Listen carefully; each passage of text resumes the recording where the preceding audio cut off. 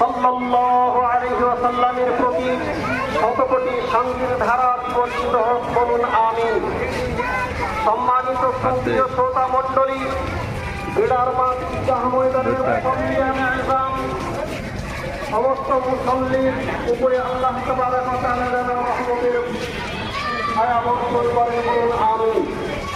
যে সমস্ত ব্যক্তিরা চলে যাচ্ছেন তা মনে করেন যে আমরা ইসলামকে অবমাননা করছি, ঈদগাহকে অপমান করছি। এত বলার পর যারা ঈদগাহতে আসছেন, আপনার মতো বিবেক সম্পন্ন জ্ঞান সম্পন্ন মানুষের এটা আশা করি না। যাই হোক, আপনার সামনে পবিত্র মহাগ্রন্থ কোরআন থেকে একটি আয়াত তেলাওয়াত করেছি। আয়াতটিকে সামনে রেখে খুব সংক্ষিপ্তভাবে